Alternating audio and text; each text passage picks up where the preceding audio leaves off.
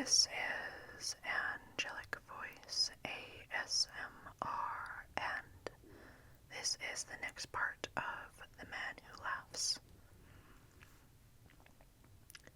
Chapter 7. Parkel Pedro gnaws his way.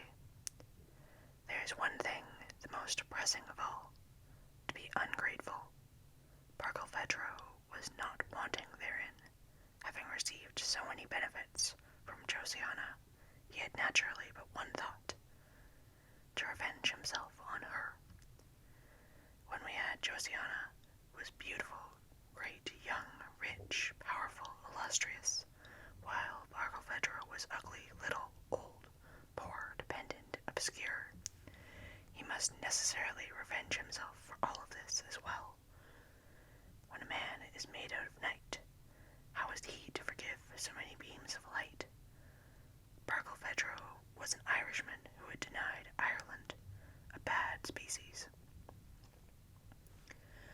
Barkilphedro had but one thing in his favor.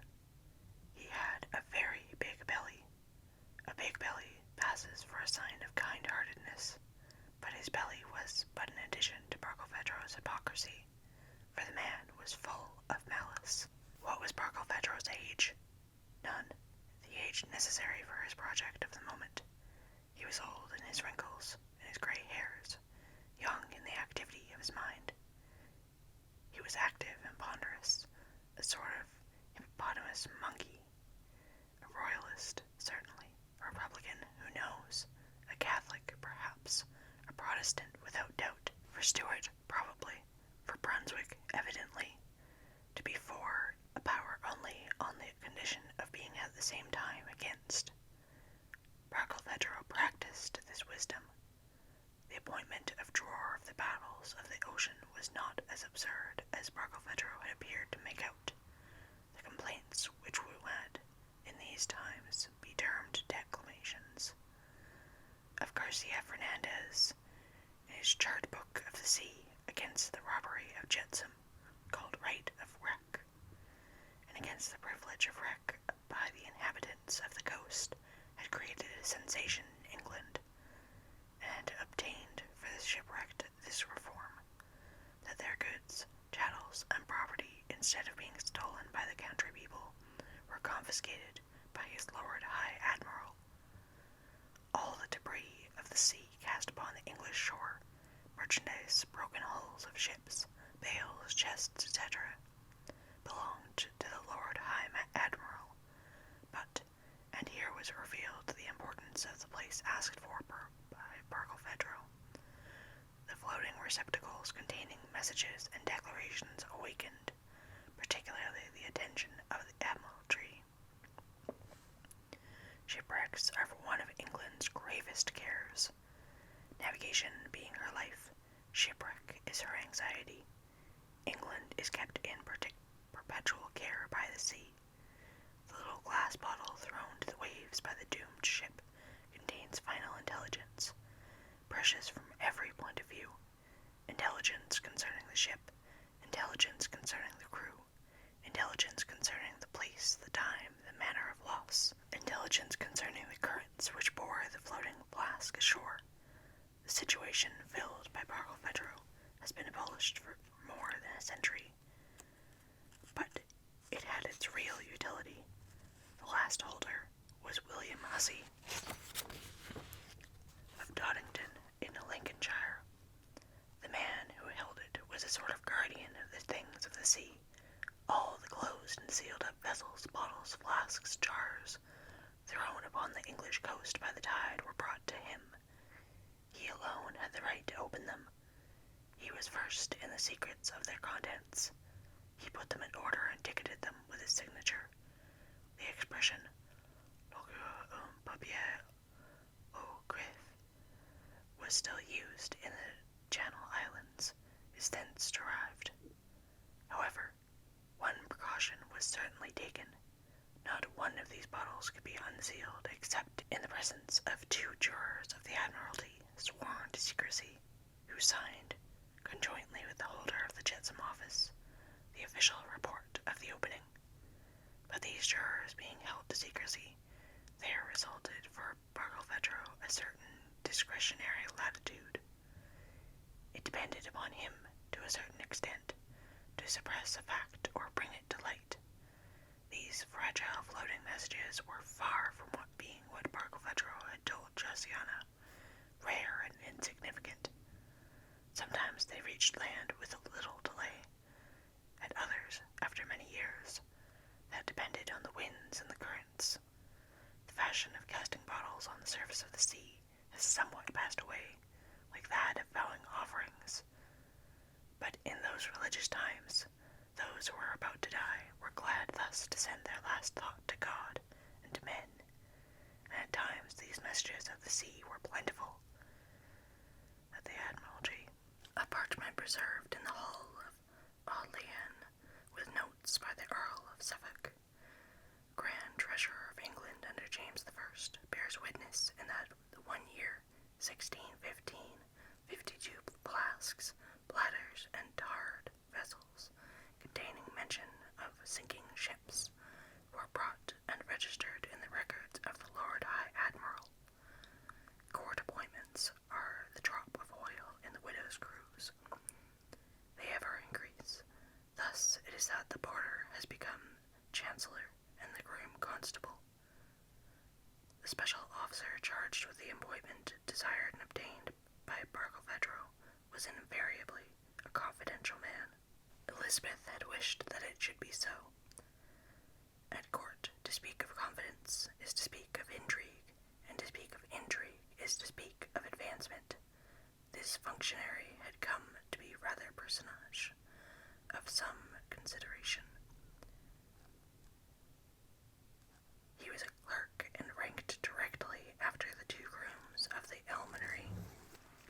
He had the right of entrance into the palace, but we must add what was called the humble entrance, humilis, introitus, and even into the bedchamber, for it was the custom that he should inform the monarch, on occasions of sufficient importance, of the objects found, which were often very curious, the wills of men in despair, farewells cast into fatherland, revelations of falsified logs, bills of lading, and the crimes committed at sea, legacies to the crown, etc., that he should maintain his records in communication with the court, and should account from time to time to the king or queen concerning the opening of these ill-omened bottles.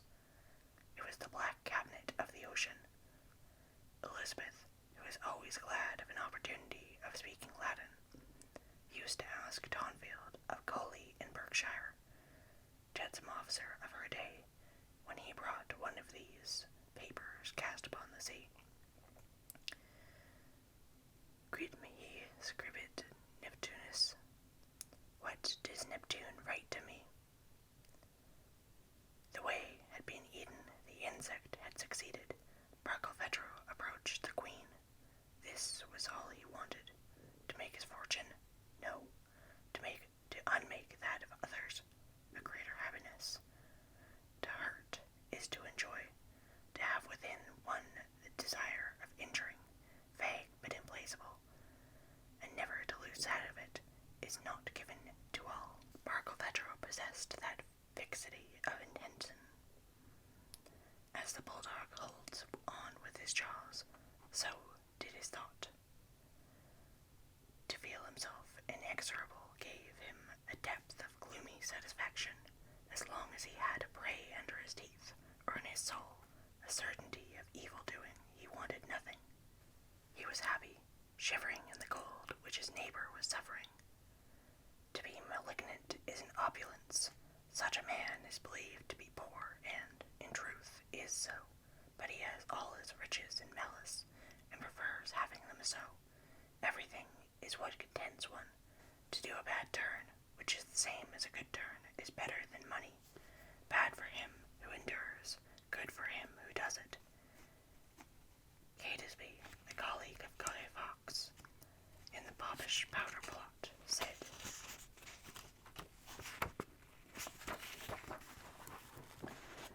"To see Parliament blown upside down, I wouldn't miss it for £1,000,000 sterling." What was Barkilphedro? That meanest and most terrible of things, an envious man. Courts abound in impertinent people, in idlers, in rich loungers, hungering for gossip, in those who seek for needles and trusses of hay, in triflers and banterers bantered, in witty ninnies, who cannot do without converse with an envious mind. What a refreshing thing is the evil spoken to you of others. Envy is good stuff to make us buy. There's profound analogy between that natural passion, envy, and that social function, espionage. The spy hunts on others' account, like the dog. The envious man hunts on his own, like the cat. A fierce myself is such as the envious man. He had other qualities. Pedro was discreet, secret, concrete. He kept everything and racked himself with his hate. Enormous baseness implies enormous vanity. He was liked by those whom he amused, and hated by all others. But he felt that he was disdained by those who hated him, and despised by those who liked him. He restrained himself. All his gall simmered noiselessly in his hostile resignation. He was indignant, as if rogues had the right to be so. He was the Fury's silent prey, to swallow everything with his talent. There were deaf wraths within him, frenzies of interior rage, black and brooding flames unseen. He was a smoke-consuming man of passion. The surface was smiling. He was kind, prompt, easy, amiable, obliging. Never mind to whom, never mind where, he bowed. For a breath of wind, he inclined to the earth. What a source of fortune to have reed for a spine! Such concealed and venomous beings are not so rare as is believed. We live surrounded by ill-omened crawling things. Wherefore the malevolent? A keen question. The dreamer constantly proposes it to himself, and the thinker never resolves it. Hence the sad eye of the philosophers ever fixed upon that mountain of darkness which is destiny, and from the top of which the colossal spectre of evil casts handfuls of serpents over the earth. Pedro's body was obese and his face lean, a fat bust and a bony countenance. His nails were channeled and short, his fingers knotted, his thumbs flat, his hair coarse, his temples wide apart, and his forehead a murderer's broad and low. The littleness of his eye was hidden under his bushy brows. His nose, long, sharp, and flabby, nearly met his mouth. Pedro, properly attired as an emperor, would have somewhat resembled Domitian. His face of muddy yellow might have been mottled in slimy paste. His movable cheeks were like putty. He had all kinds of ugly refractory wrinkles. The angles of his jaw was massive, his chin heavy, his ear underbred. In repose and seen in profile, his upper lip was raised at an acute angle, showing 2 teeth. Those teeth seem to look at you. The teeth can look just as the eye can bite. Patience, temperance, countenance, reserve, self-control, amenity, deference, gentleness, politeness, sobriety, chastity, completed and finished Pedro. He culminated those virtues by their possession. In a short time, Pedro took a foothold at court. Chapter 8. Inquiry. There are 2 ways of making a footing at court. In the clouds, and you are august. In the mud, and you are powerful. In the first case, you belong to Olympus. In the second case, you belong to the private closet. He who belongs to Olympus has but the thunderbolt. He who is of the private closet has the police. The private closet contains all the instruments of government, and sometimes, for it is a traitor, its chastisement. Heliogabalus goes there to die. Then it is called the latrines. Generally, it is less tragic. It is there that Alberoni admires Vendrell. Royal personages willingly make it their place of audience. It takes the place of the throne. Louis XIV Duchess of Burgundy there. Philip V is shoulder to shoulder there with the Queen. The priest penetrates into it. The private closet is sometimes a branch of the confessional. Therefore, it is at court that there are underground fortunes, not always the least. If, under Louis XI, you would be great, be Pierre de Rohan, Marshal of France. If you would be influential, be Olivier de Dame, the barber. If you would, under Mary de Medici, be glorious, be Sillery, the Chancellor. If you would be a person of consideration, be Lehenon, the maid. If you would, under Louis XV, be illustrious, be Choiseul, the minister. If you would be formidable, be Lebel, the valet. Given Louis XIV, Bontemps, who makes his bed, is more powerful than Louvois, who raises his armies, and Turenne, who gains his victories. From Richelieu, take Père Joseph, and you have Richelieu near empty. There is mystery the less. His Eminence in scarlet is magnificent. His Eminence in grey is terrible. What power in being a worm! All the Navarre amalgamated with all the O'Donnells do less work than one Sor Patrocino. Of course, the condition of this power is littleness. If you would remain powerful, remain petty, be nothingness. The serpent in repose, twisted into a circle, is a figure at the same time of the infinite and of the naught. One of these viper-like fortunes had fallen to Parkel. He had crawled where he wanted. Flat beasts can get in everywhere. Louis XIV had bugs in the bed, and Joyce in his policy. The incompatibility is nil. In this world, everything is a clock. To gravitate is to oscillate. One pole is attracted to the other. Francis I is attracted by Tripoulet. Louis XIV is attracted by Lebel. There exists a deep affinity, extreme, between extreme elevation and extreme debasement. It is abasement which directs. Nothing is easier of comprehension. It is he who is below who pulls the strings. No position more convenient. He has the eye and has the ear. He has the eye of the government. He has the ear of the king.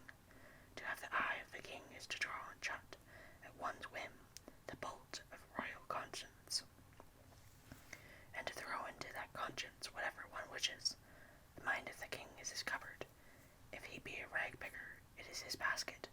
The ears of the kings belong not to kings, and therefore it is that, on the whole, the poor devils are not altogether responsible for their actions.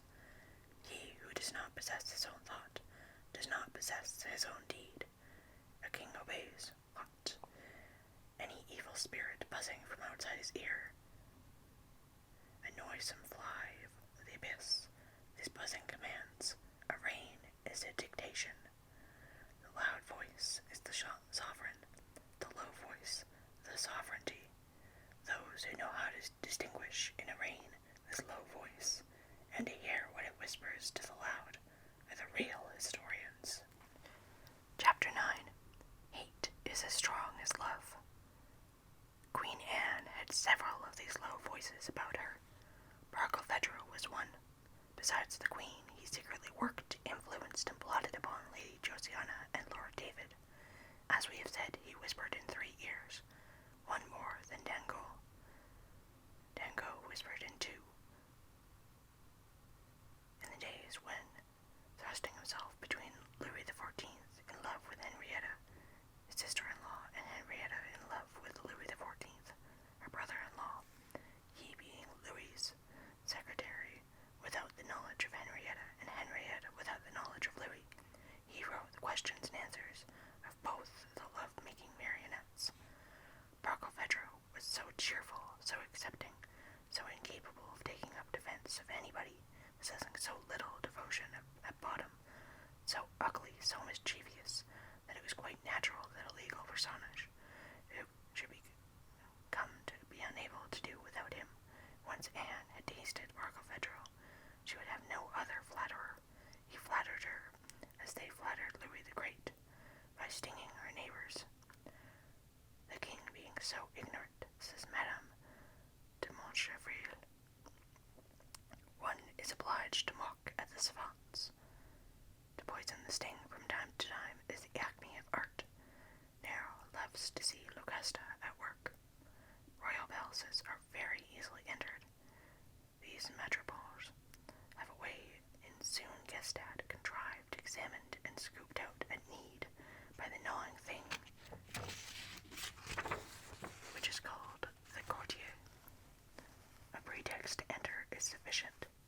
Barkilphedro, having found this pretext, his position with the queen soon became the same as that with the Duchess Josiana, that of an indispensable domestic animal. A witticism risked one day by him immediately led to his perfect understanding of the queen, and how to estimate exactly her kindness of heart. The queen was greatly attached to her Lord Steward, William Cavendish, Duke of Devonshire. It was a great fool, this lord who had obtained every Oxford degree, and did not know how to spell, one fine morning committed the folly of dying. To die is very, very imprudent thing at court, for there is then no further restraint in speaking of you. The queen, in the presence of Barkilphedro, lamented the event, finally exclaiming with a sigh, "It is a pity that so many virtues have been born and served by so poor an intellect."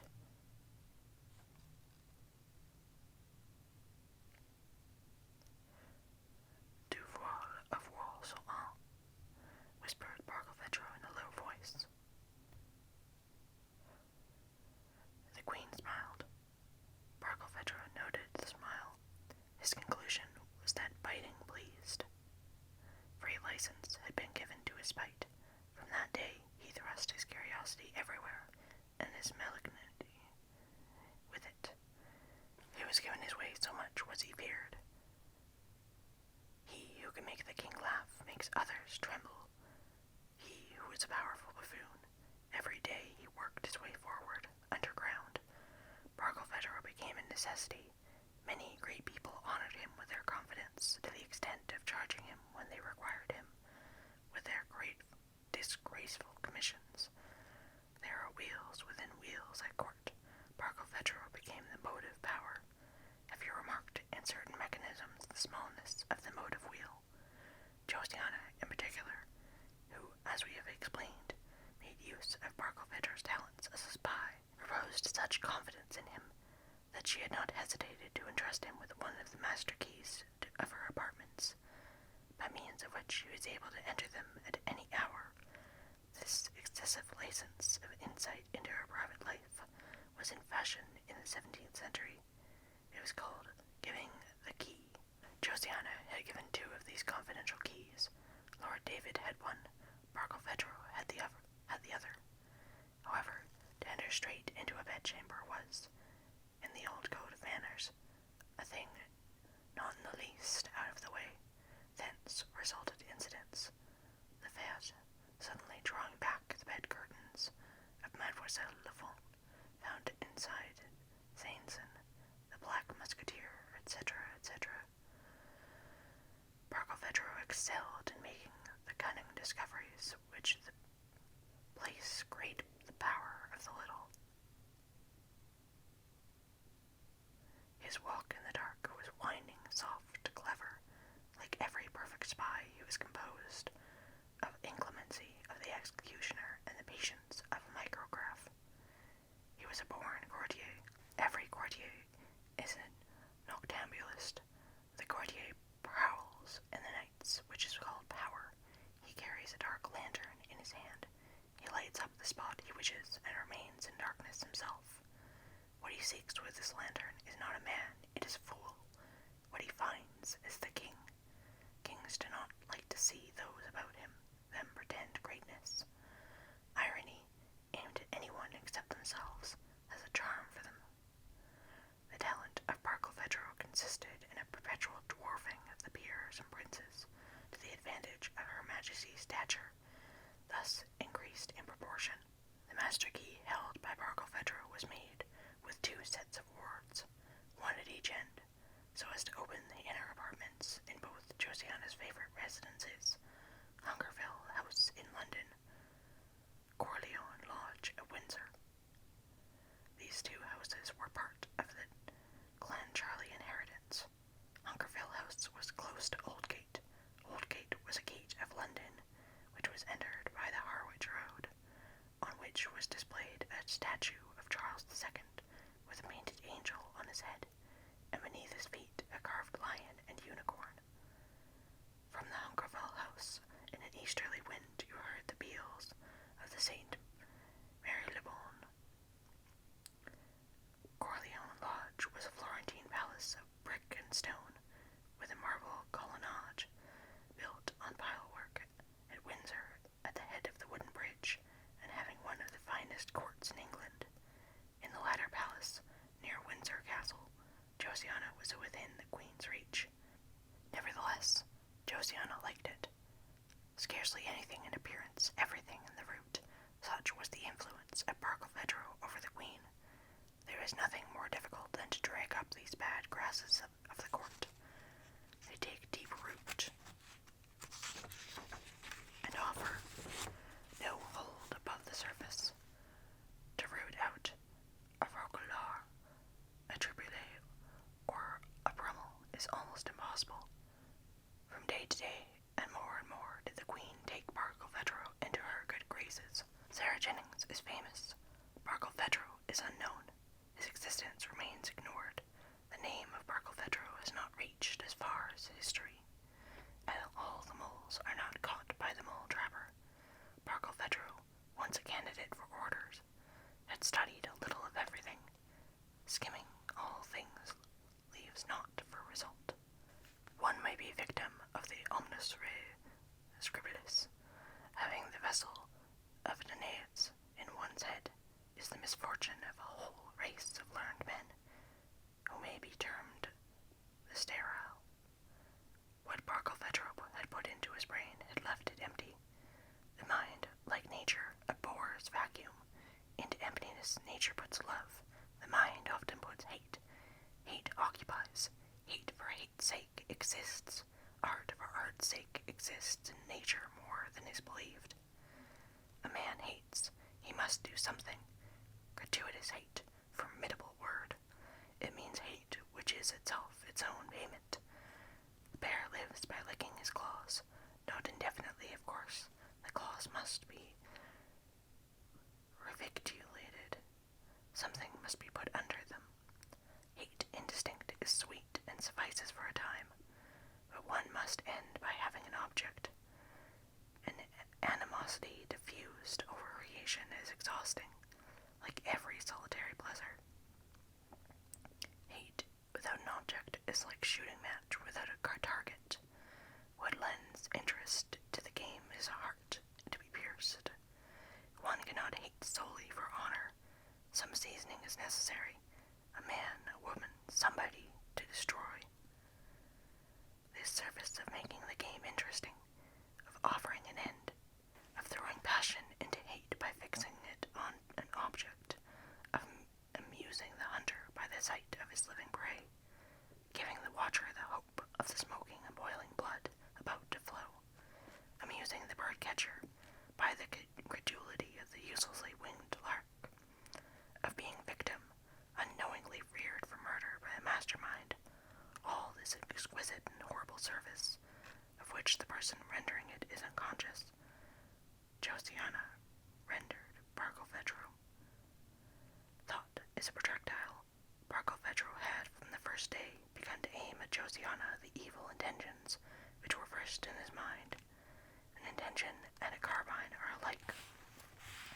Barkilphedro aimed at Josiana, directing against the Duchess all his secret malice. That astonishes you. What has the bird done at which you fire? You want to eat it, you say, and so it was with Barkilphedro. Josiana could not be struck in the heart. The spot where the enigma lived is hard to wound, but where she could was there that she thought herself strong, and that she was weak. Pedro had found it out. If Josiana had been able to see clearly through the night of Pedro, if she had been able to distinguish who lay in the ambush beyond his smile, that proud woman, so highly situated, would have trembled. Fortunately for the tranquility of her sleep, she was in complete ignorance of what was in the man. The unexpected spreads, one knows not whence. The profound depths of life are dangerous. There is no small hate. Hate is always enormous. It preserves its stature in the smallest being and remains a monster. An elephant hated by a worm is in danger. Even before he struck, Pedro felt with joy the foretaste of the evil action which he was about to commit. He did not yet know what he was going to do to Josiana, but he had made up his mind to do something. To have come to this decision was a great step taken. To crush Josiana utterly would have been too great a triumph. He did not hope for so much, but to humiliate her, lessen her, bring her grief, redden her proud eyes with tears of rage. What a success! He counted on it. Tenacious, diligent, faithful to the torment of his neighbor, not to be torn from his purpose. Nature had not formed him for nothing. He well understood how to find the flaw in Josiana's golden armor, now to make the blood of that Olympian flow. What benefit, we ask again, would accrue to him in so doing? An immense benefit, doing evil to one who had done good to him. What is an envious man, an ungrateful one? He hates the light which lights and warms him. Zoilus hated that benefit to man. Homer. To inflict on Josiana what would nowadays be called vivisection, to place her all convulsed on his anatomical table, to dissect her alive at his leisure in some surgery, to cut her up as an amateur while she should scream. This dream delighted Pedro. To arrive at this result, it was necessary to suffer somewhat himself. He did so willingly. We may pinch ourselves with our own pincers. The knife, as it cuts our fingers. What does it matter? That he should partake of Josiana's torture was a matter of little moment. The executioner's handling of the red-hot iron when about to brand a prisoner takes no heed of a little burn. Because another suffers much, he suffers nothing. To see the victim's writhings takes all the pain from the inflictor. Do harm, whatever happens. To plan evil for others is mingled with an acceptance of some hazy responsibility. We risk ourselves and the danger which we impel towards another. Because of the chain of events, sometimes, of course, brings unexpected accidents.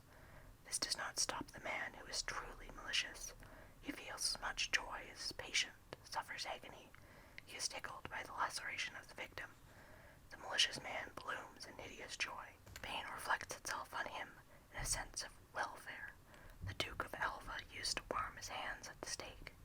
The pile was torture, the reflection of it pleasure. That such transpositions should be possible makes one shudder. Our dark side is unfathomable. Supplice, exquisite torture. The expression is in Baudin, has perhaps this terrible triple sense: search for the torture, suffering of the tortured, delight of the torturer. Ambition, appetite, all such words signify someone sacrificed to someone satiated. It is sad that hope should be wicked. Is it that the outpourings of our wishes flow naturally to the direction to which we most incline, that of evil? One of the hardest labors of the just man is to expunge from his soul a malevolence which it is difficult to efface. Almost all our desires, when examined, contain what we dare not avow. In the completely wicked man, this exists in hideous perfection. So much the worse for others signifies so much the better for himself. The shadows of the caravans of man's mind. Josiana, in a plenitude of security, the fruit of ignorant pride, had a contempt for all danger. The feminine faculty of disdain is extraordinary. Josiana's disdain, unreasoning, involuntary, and confident. Barkilphedro was to her so contemptible that she would have been astonished had anyone remarked to her that such a creature existed. She went and came and laughed before this man, who was looking at her with evil eyes. Thoughtful, he bided his time. In proportion, as he waited, his determination to cast despair into this woman's life augmented. Inexorable high tide of malice. In the meantime, he gave himself excellent reasons for his determination. It must not be thought that scoundrels are deficient in self-esteem. They enter into details with themselves in their lofty monologues, and they take matters with a high hand. How? This Josiana had bestowed charity on him. She had thrown him some crumbs of her enormous wealth to him, as to a beggar. She had nailed and riveted him to an office which was unworthy him. Yes, that he, Barkilphedro, almost a clergyman, a varied and profound talent, a learned man, with the material in him for a bishop, should have for employ the registration of nasty, patience-trying shards, that he should have to pass his life in the garret of register office, gravely uncorking stupid bottles encrusted with all the nastiness of the sea, deciphering musty parchments like filthy conjuring books, dirty wills, and other illegible stuff of the kind, was the fault of this Josiana. Worst of all, this creature thee'd and thou'd him, and he should not revenge himself. He should not punish such conduct. Well, in that case, there would no longer be justice on earth. Chapter 10. The flame which would be seen if man were transparent. What? This woman, this extravagant thing, this libidinous dreamer, a virgin until the opportunity occurred, this bit of flesh, as yet unfreed, this bold creature under a princess's coronet, this Diana by pride, as yet untaken by the first comer, just because chance had so willed it, this bastard of a low-lived king, who had not the intellect to keep his place, this duchess of a lucky hit, who, being a fine lady, played the goddess, and who, had she been poor, a prostitute. This lady, more or less, this robber of prescribed man's goods, this overbearing strumpet, because one day he, Barkilphedro, had not money enough to buy his dinner and to get a lodging. She had had the impudence to seat him in her house at the corner of a table, and to put him up in some hole in her intolerable palace, where, never mind where, perhaps in the barn, perhaps in the cellar, what does it matter?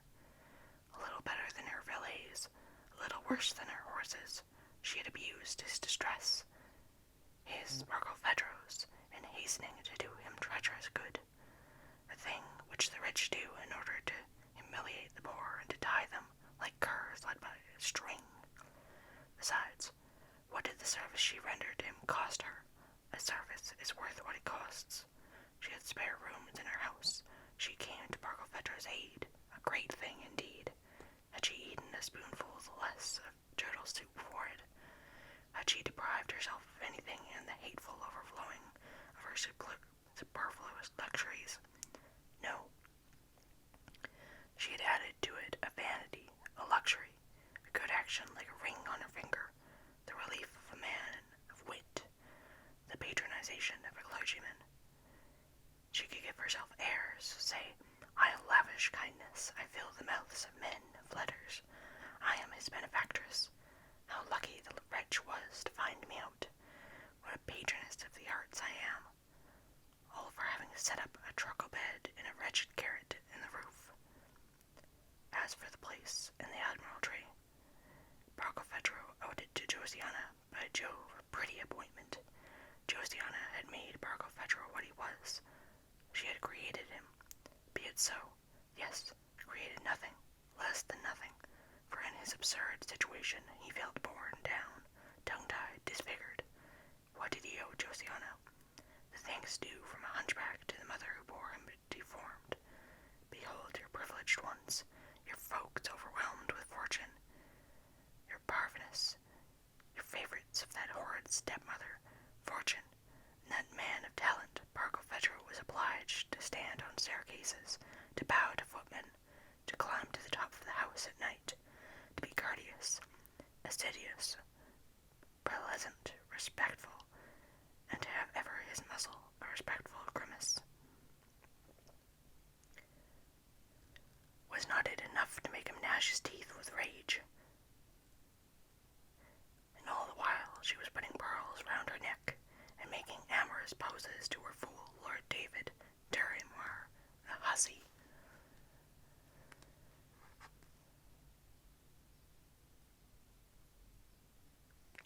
Never let anyone do you a service. They will abuse the advantage it gives them. Never allow yourself to be taken in the act of inanition. They would relieve you.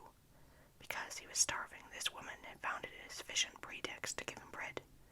From the moment he was her servant, a craving of the stomach, and that was a chain for life. To be obliged is to be sold.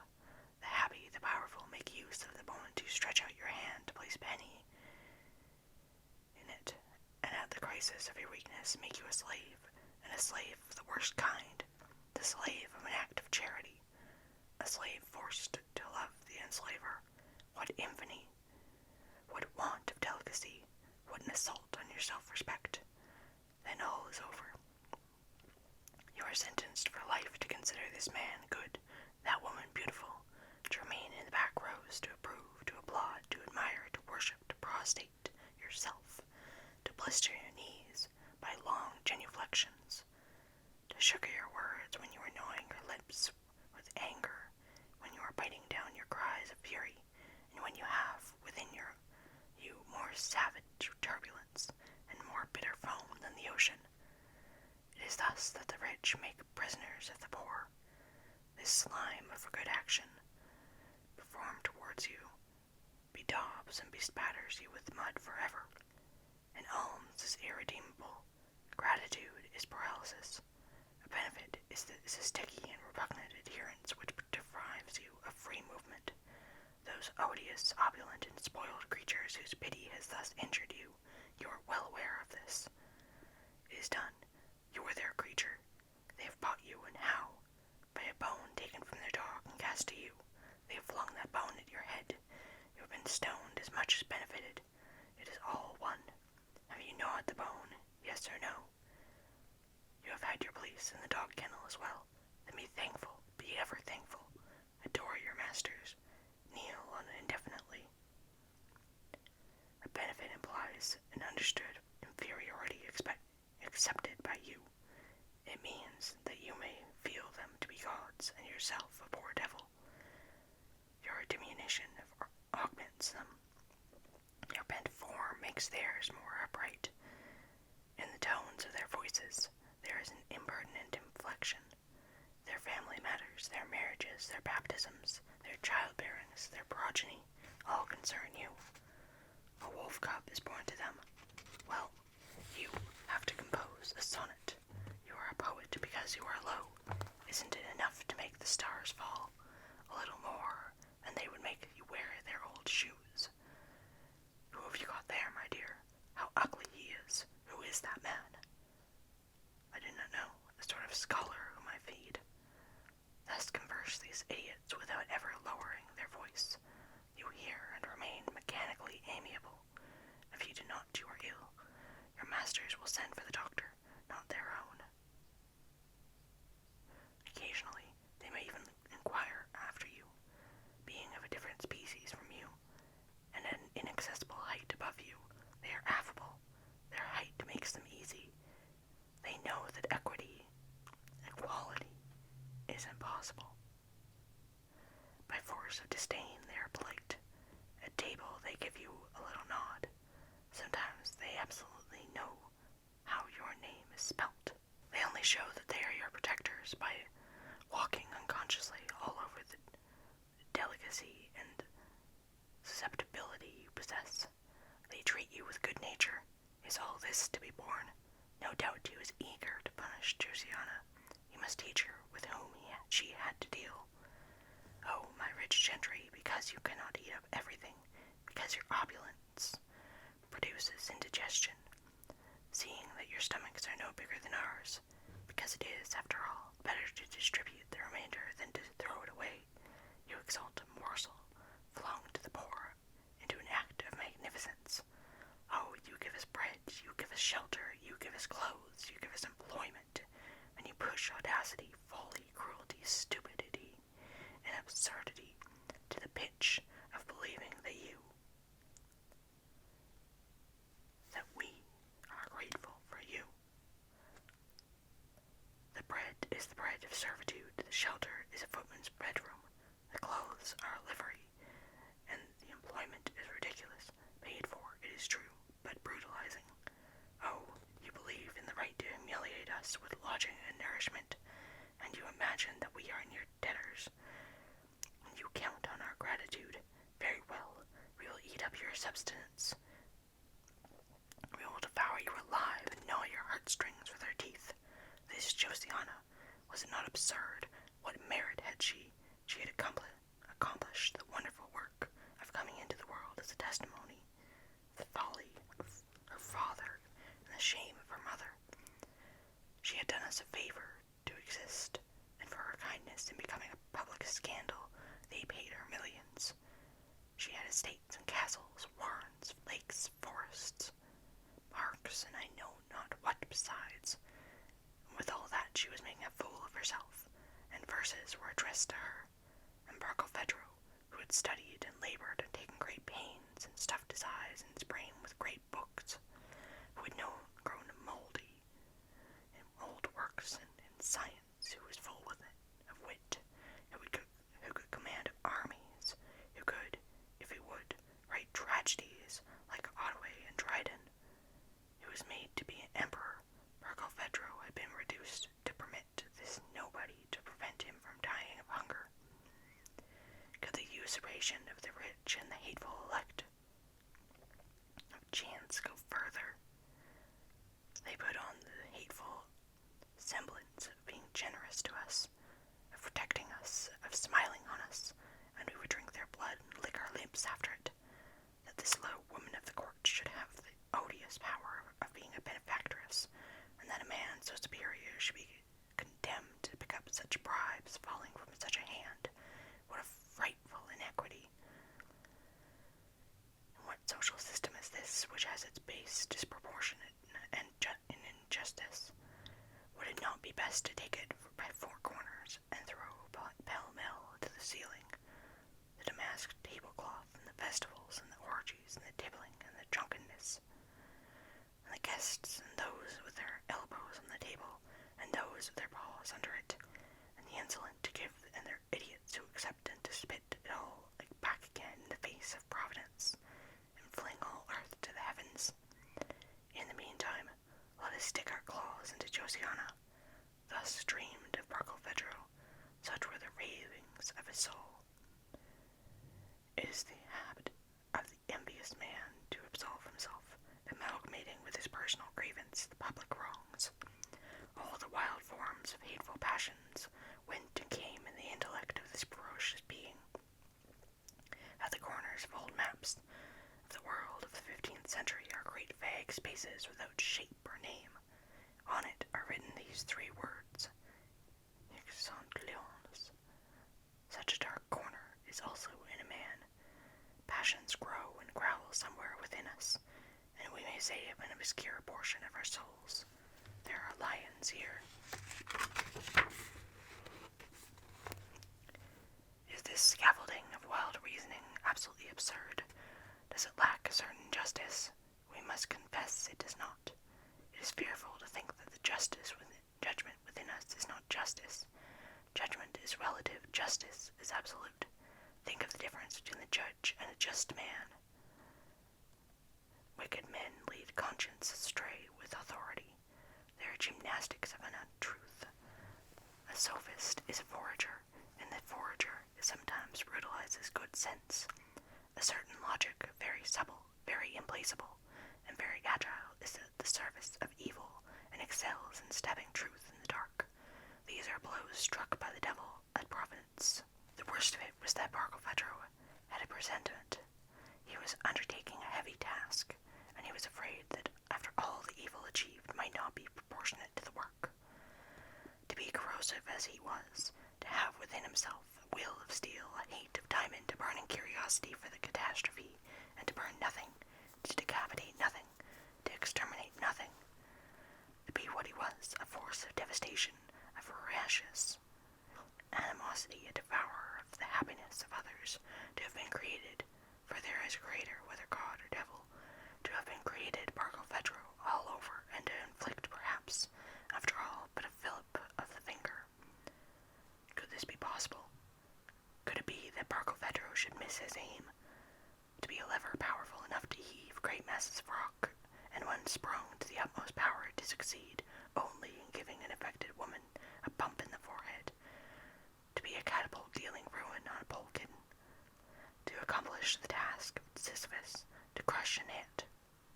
To sweat all over with hate, and for nothing at all.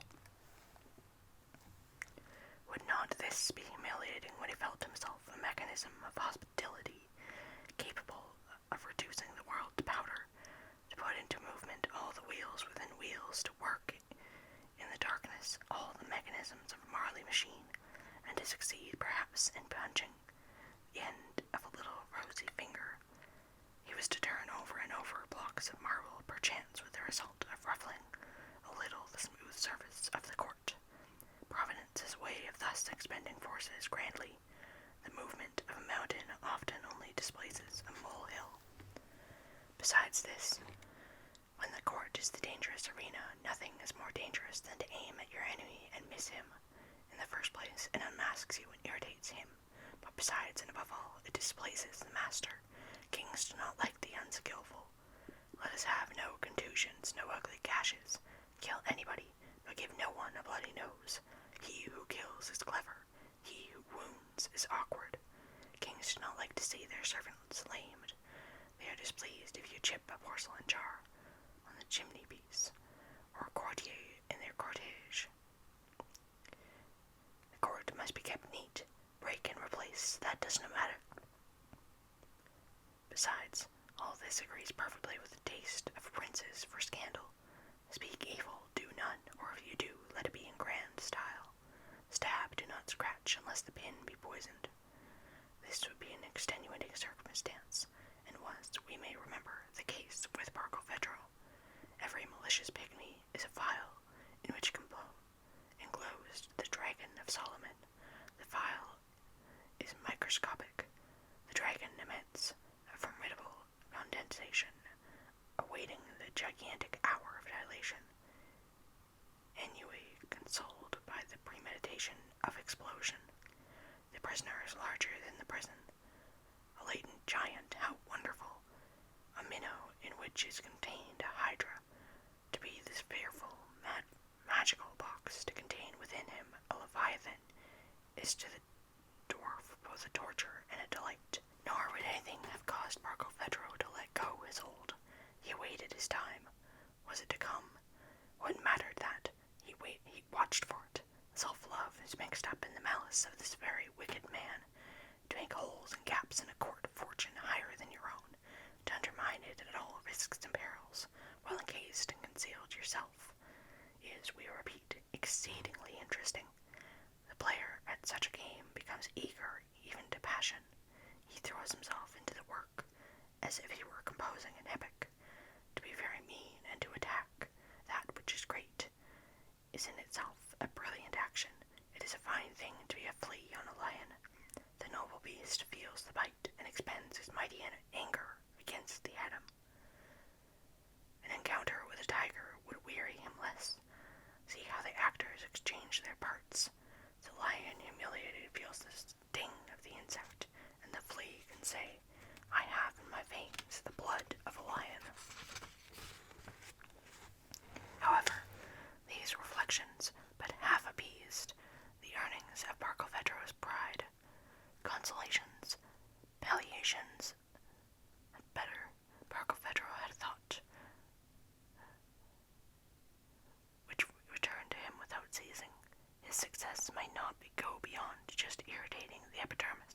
Josiana.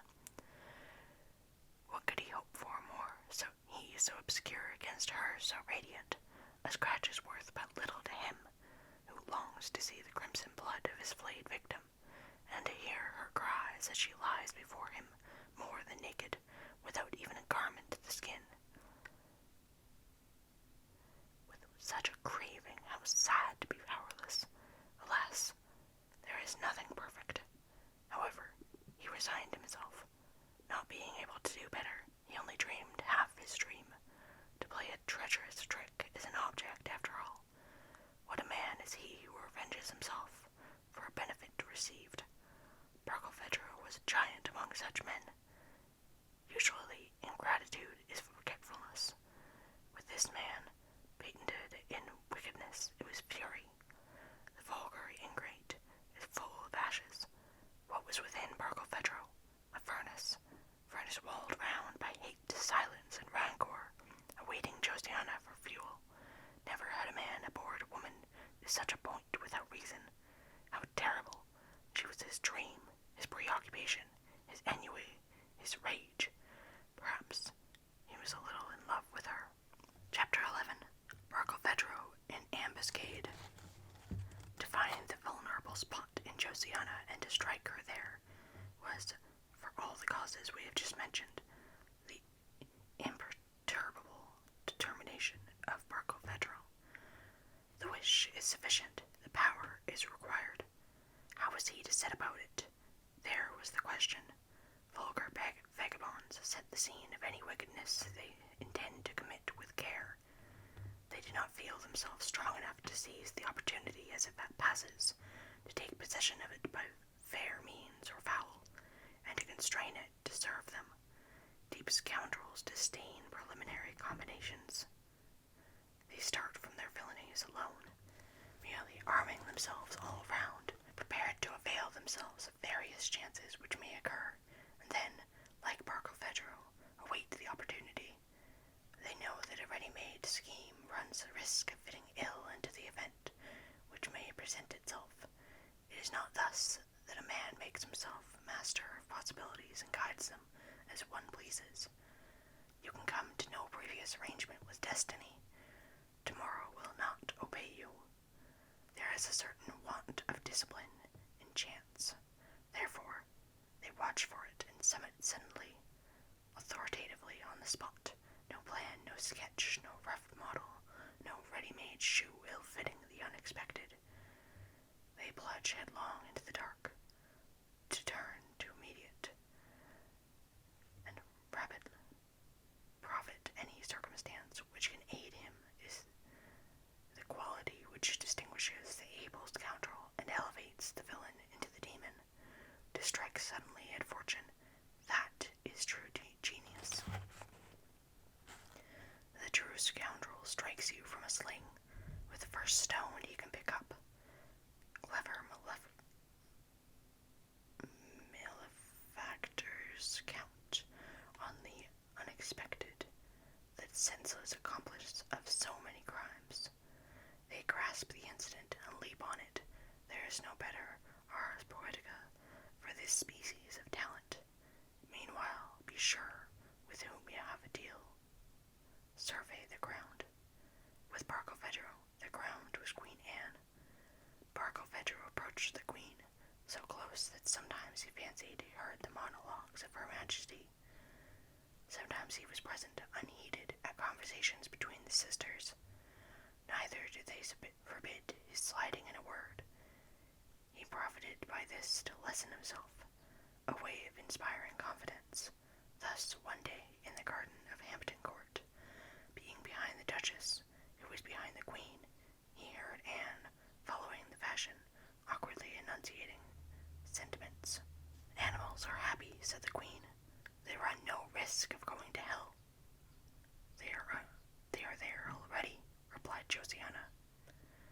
This answer, which bluntly substituted philosophy for religion, displeased the Queen. If, perchance, there was depth in the observation, Anne felt shocked. My dear, said she to Josiana, we talk of hell like a couple of fools. Ask Parkel all about it. He he ought to know of such things. As a devil? Asked Josiana. As a beast, replied Barkilphedro with a bow. Madam, said the queen to Josiana, he is cleverer than we. For a man like Barkilphedro to approach the queen was to obtain a hold on her. He could say, I hold her. Now, he wanted a means of taking advantage of his power for his own benefit. He had a foothold in the court. To be settled, there was a fine thing. No chance now could escape him. This was having license to shoot. But was there any preserved game? Did this license to shoot permit him to break the wing or the leg of one like the sister of Her Majesty? The first point to make clear was, did the queen love her sister? One false step would lose all. Barkilphedro watched. Before he plays, the player looks at the cards. What trump, says he? Barkilphedro began by examining the age of the two women. Josiana, 23, Anne, 41.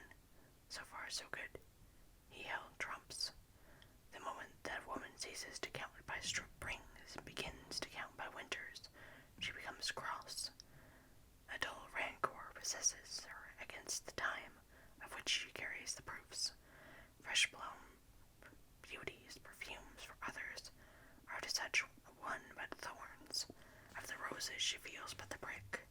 It seems as if all the freshness is stolen from her, and that beauty decreases in her because it increases in others. To profit by this secret ill humor, to dive into the wrinkle on the face of this woman at 40, who was a queen, seemed a good game for Barkilphedro. Envy excels in exciting jealousy, as a rat draws crocodile from its hole. Barkilphedro fixed his wise gaze on Anne. He saw into the queen as one sees into a stagnant pool. The marsh has its transparency. In dirty water we see vices. In muddy water we see stupidity. Anne was muddy water. Embryos of sentiments and larvae of ideas moved in her thick brain. They were not distinct.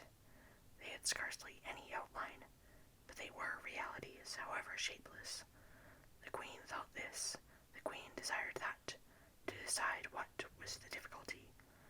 The confused transformations which work in stagnant water are difficult to study. The queen, habitually obscure, sometimes made sudden and stupid revelations. It was on these that it was necessary to seize. He must take advantage of them on the moment. How did the queen feel towards the Duchess Josiana? Did she wish her good or evil? Here was the problem. Barkilphedro set himself to solve it. This problem solved, he might go further.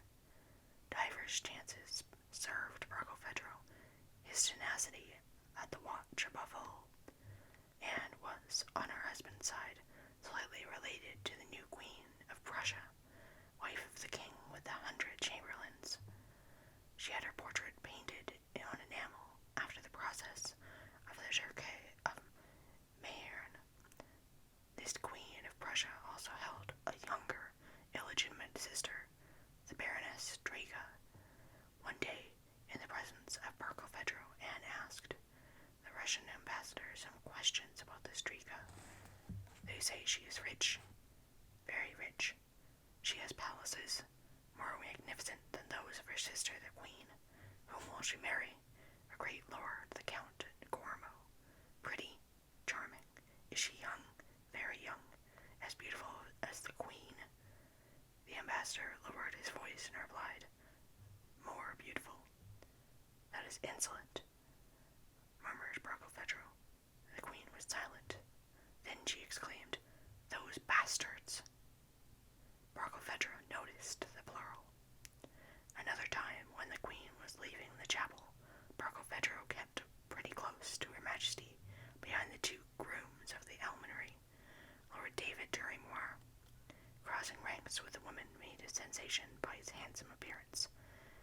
As he passed, there was an explosion of feminine exclamations. How elegant, how gallant, what a noble air, how handsome. How disagreeable, grumbled the queen.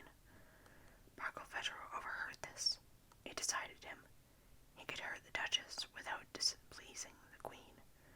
The first problem was solved, but now the second presented itself. What could he do to harm the Duchess? What means did his wretched appointment offer to attain so difficult an object? Evidently, none. Chapter 12. Scotland, Ireland, and England. Let us note a circumstance. Josiana had little.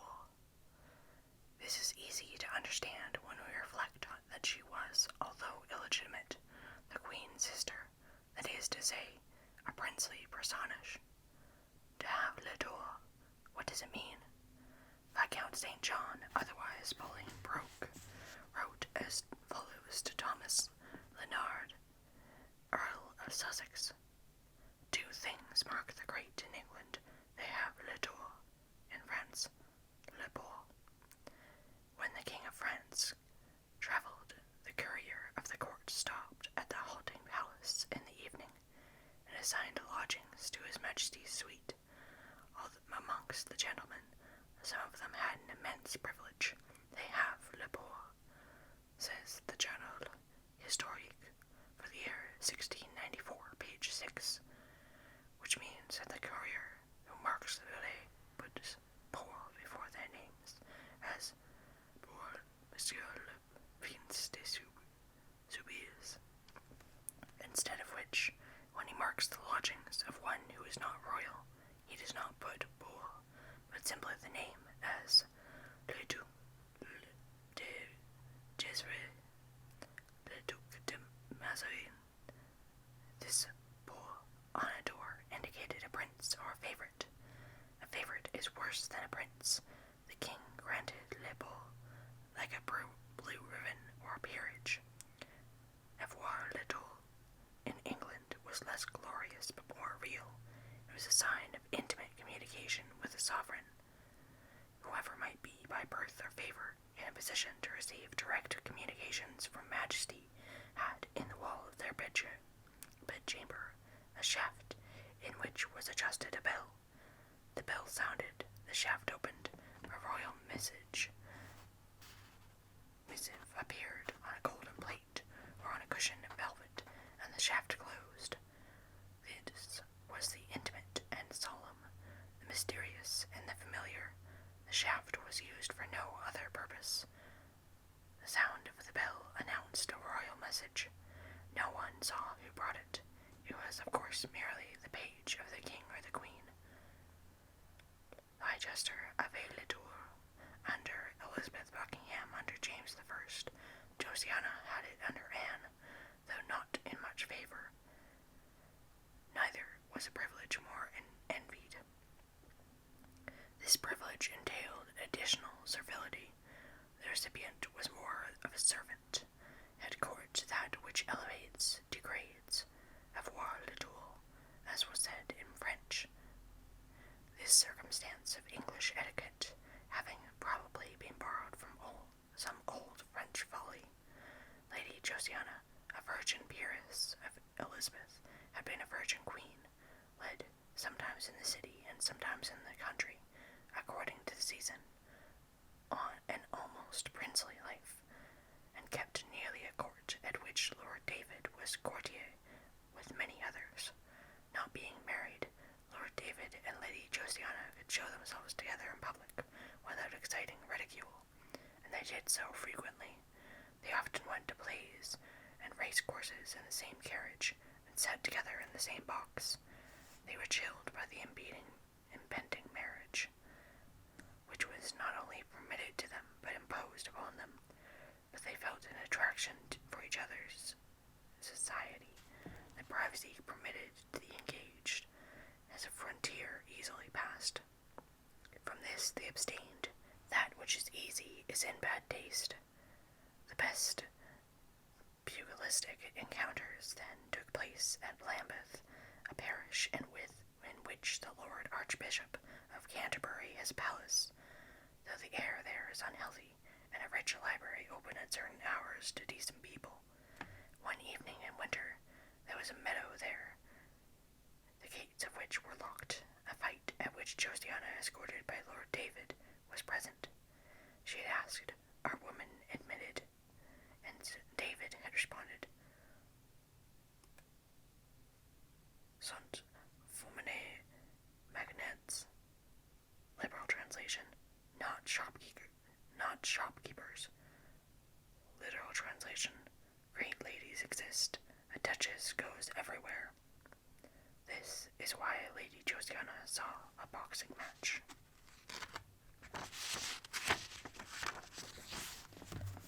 Lady Josiana made only this concession to propriety. She dressed as a man, a very common custom at that period. Women seldom traveled otherwise. Out of every 6 persons who traveled by coach from Windsor, it was rare that there were not 1 or 2 amongst them who were women in male attire, a certain sign of high birth. Lord David, being in company with a woman, could not take any part in the match himself, and merely assisted as one of the audience. Lady Josiana betrayed her quality in one way. She had an opera glass, then used by gentlemen only. This encounter in the noble science was presided over by Lord Germain, great-grandfather or grand-uncle of that Lord Germain, who, towards the end of the 18th century, was colonel, ran away in a battle, was afterwards made minister of war, and only escaped by the bolts of the enemy to fall by a worse fate, shot through and through by the sarcasm of the Sheridan. Many gentlemen were betting. Harry Ballou of Carrollton, who had claims to the extinct peerage of Bella Aqua, with Henry, Lord Hyde, member of the Parliament for the borough of Dunhavid, which is also called Lounston, the Honourable Peregrine Bertie, member for the borough of the Truro, with Sir Thomas Culpepper, member for the Maidstone, the Laird Lemire-Brow, which is on the borders of Lothian, with Samuel Trefusis, on the borough of Penryn, Sir Bartholomew Residue, on the borough of St. Ives, with the Honourable Charles Bodville, who is called Lord Roberts, and who was Custal Rotorum of the county of Cornwall, besides many others. Of the 2 combatants, one was an Irishman named after his native mountain of Tipperary, Flemgy-Medon, and the other a Scot named Helmscale. They represented the national pride of each country. Ireland and Scotland were about to set to. Aaron was going to fistcuff Cadjalthal, so that the bets amounted to over 40,000 guineas beside the stakes. The 2 champions were naked except short breeches buckled over the hips, and spiked boots laced as high as the ankles. Helmscale, the Scot, was a youth scarcely 19, but he had already had his forehead sewn up, for which reason they laid 2 1/3 to 1 on him. The month before, he had broken the ribs and gouged out the eyes of a pugilist named 6 Miles Water. This explained the enthusiasm he created. He had won his backers £12,000. Besides having his forehead sewn up, Helmscale's jaw had been broken. He was neatly made and active. He was about the height of a small woman, upright, thick-set, and of a stature low and threatening, and nothing had been lost of the advantages given to him by nature, not a muscle which was not trained to its object, pugilism. His firm chest was compact and brown, and shining like brass. He smiled, and 3 teeth which he had lost added to his smile. His adversary was tall and overgrown, that is to say, weak. He was a man of 40 years of age, 6 feet high, with the chest of a hippopotamus, and a mild expression of face. The blow of his fist would break it in the deck of a vessel, but he did not yet know how to use it. The Irishman, Flemgy-Medon, was all surface and seemed to have entered the ring to receive rather than to give blows. Only it was felt that he would take a deal of punishment, like underdone beef, tough to chew, and impossible to swallow. He was what was termed, in local slang, raw meat. He squinted. He seemed resigned. The two men had passed the preceding night at the same bed, and had slept together. They had each drunken port wine from the same glass to the 3-inch mark. Each had his group of seconds, men of savage expression, threatening the umpires when it suited their side. Amongst Helmscale's supporters was seen John Cromain, celebrated for having carried an ox on his back, and one called John Bray, who had once carried on his back 10 bushels of flour at 15 pecks to the bushel, beside the miller himself, and had walked over 200 paces under the weight. On the side of Phelim Gay Madon, Lord Hyde had brought from Lounston a certain Kilter who lived at Green Castle and could throw a stone weighing 20 pounds to a greater height than the highest tower of the castle. These 3 men, Kilter, Bray, and Cromain, were Cornishmen by birth, and did honour to their county. The other seconds were brutal fellows, with broad backs, bowed legs, knotted fists, dull faces, ragged, fearing nothing, nearly all jailbirds. Many of them understood admirably how to make police drunk. Each profession should have its particular talents. The field chosen was further off than the bear garden where it formerly baited bears, bulls, and dogs. It was beyond the line of furthest houses, by the side of the ruins by Priory of St. Mary Overy, dismantled by Henry VIII. The wind was northerly and biting. A small rain fell, which was instantly frozen into ice. Some gentlemen present were evidently fathers of families, recognized as such by putting up their umbrellas. On the side of the Phelim Guy Madon was Colonel Moncrief as umpire, and Kilter as second, to support him on his knee. On the side of Helmscale, the Honourable Beaumaris was umpire, with Lord Desertum from Kilkerry as bottle-holder to support him on his knee. The two combatants stood for a few seconds motionless in the ring, while the watches were being compared. They then approached each other and shook hands. Phelim Guy Madon said to Helmscale, "I should prefer going home." Helmscale answered handsomely, "The gentlemen must not be disappointed on any account." Naked as they were, they felt the cold. Phelim Guy Madon shook, his teeth chattered. Dr. Eleanor Sharp, nephew of the Archbishop of York, cried out to them, "Set to, boys, it will warm you." Those friendly words thawed them. They set to, but neither one nor the other was angry. There were 3 ineffectual rounds. The Reverend Dr. Gumdreath, one of the 40 fellows of the All Souls College, cried, "Spirit them up with gin." But the 2 umpires and the 2 seconds adhered to the rule. Yet it was exceedingly cold. First blood was claimed. They were again set face to face. They looked at each other, approached, stretched their arms, touched each other's fists, and then drew back. All at once, Helmscale, the little man, sprang forward. The real fight had begun. Phelim Guy Madon was struck in the face between the eyes. His whole face streamed with blood. The crowd cried. Helmscale tapped his claret. There was applause. Phelim Guy Madon, turning his arms like the sails of a windmill, struck out at random. The Honourable Peregrine Purdy said blinded, but he was not blind yet. Then Helmscale heard on all sides these encouraging words, "Bung up his papers." On the whole, the 2 champions were very well matched, and notwithstanding the unfavourable weather, it was seen that the fight would be a success. The great giant Phelim Guy Madon had to bear his inconveniences of his advantages. He moved heavily. His arms were massive as clubs, but his chest was a mess. His little opponent ran, struck, sprang, gnashed his teeth, redoubling vigor by quickness from knowledge the science. On the side was the primitive blow of the fist, savage, uncivilized, in the state of ignorance. On the other side, the civilized blow of the fist. Helmscale fought as much with his nerves as with his muscles, and with as much intention as force. Madone was a kind of sluggish mauler, somewhat mauled himself to begin with. It was art against nature. It was cultivated ferocity against barbarism.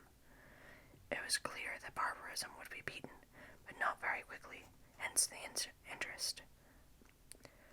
The little man against a big one, and the chances are in the favor of the little one. The cat has the best of it with a dog. Goliaths are always vanquished by Davids. A hail of exclamations followed the combatants. Bravo, Helmscale! Good, well done, Highlander! Now, Phelim! And the friends of Helmscale repeated their benevolent exhortation. Bung up his papers. Helmscale did better, rapidly bending down and back again with the undulation of a serpent. He struck Madone in the sternum.